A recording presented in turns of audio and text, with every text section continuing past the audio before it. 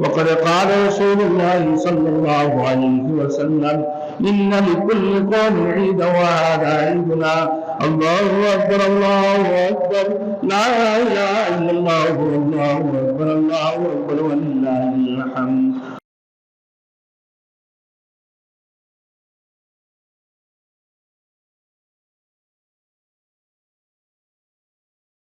Thanks for watching. Don't forget to like, comment, share and subscribe to Maulana Habibullah Ruhani Official.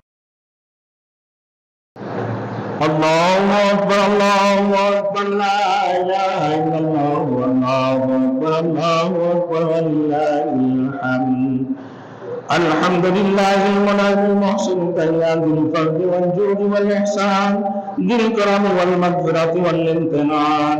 الله أكبر الله أكبر لا إله إلا الله الله أكبر الله أكبر ولله الحمد.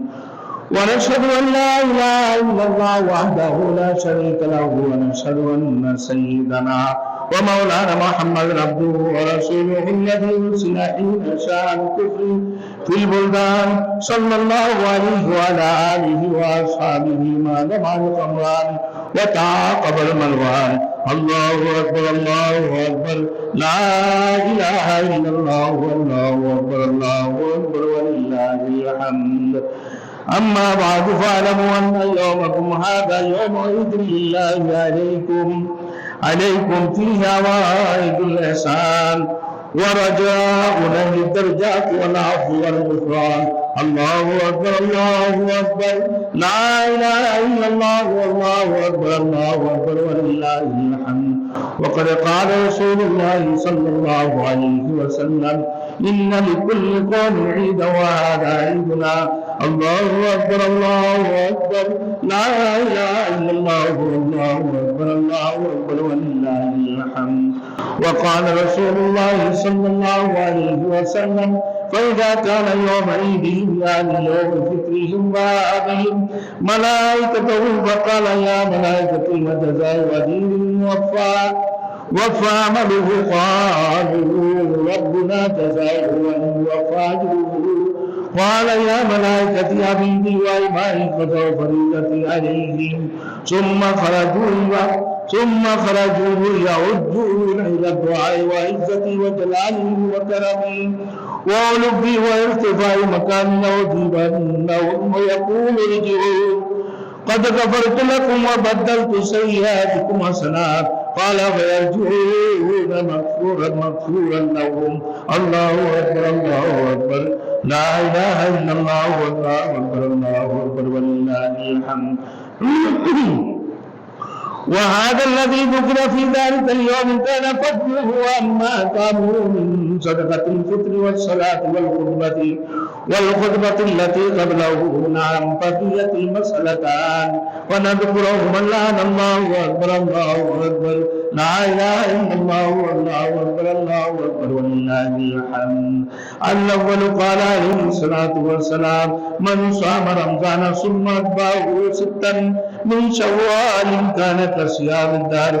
الثانية قال النبي صلى الله عليه وسلم يكبر بين أصحابه في الخطبة يكسر التكبير في خطبة العيدين. الله أكبر الله أكبر لا إله إلا الله والله أكبر الله أكبر ولله الحمد.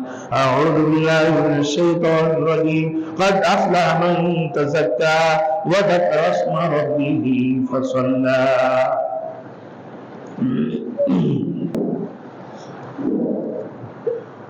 الله أكبر الله أكبر لا إله إلا الله والله أكبر الله أكبر ولله الحمد. الحمد لله نحمده ونستعينه ونستغفره ونؤمن به ونتوكل عليه ونعوذ بالله من شرور أنفسنا ومن سيئات أعمالنا. من يهد الله فلا مضل له ومن يضلل فلا هادي له. ونشهد أن لا إله إلا الله ونشهد أن سيدنا ومولانا محمد عبده ورسوله أرسله بالحق بشيرا ونذيرا بين يدي الساعة. من يطع الله ورسوله فقد رشد إلى سما فإنه لا يضر إلا نفسه ولا يضر الله شيئا.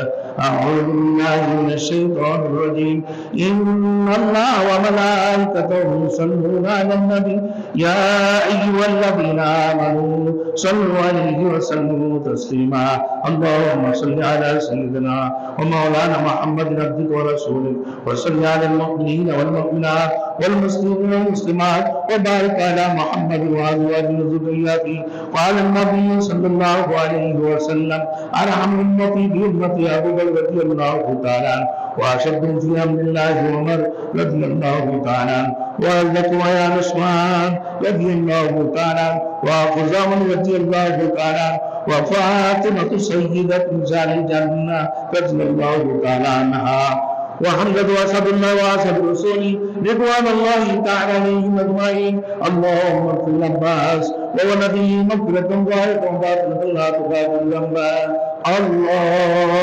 الله في أصحابنا تتخذ من بعده ولدا ومن أحبهم فليحب أحبهم ومن نبغضهم فليبغض يبغضهم وخير أمتي قرني ثم الذين يلونهم ثم الذين يلونهم والسلطان المسلم ذل الله في الأرض من عن سلطان الذي لا دهنه الله إن الله يأمر بالعدل والإحسان وإيتاء ذي القربى وينهى عن الفحشاء والمنكر والبغي يعظكم لعلكم تذكرون فاذكروا الله يذكركم وادعوه يستجب لكم ولذكر الله تعالى وعلى وأجل وأتم وأكبر والله ما تصنعون.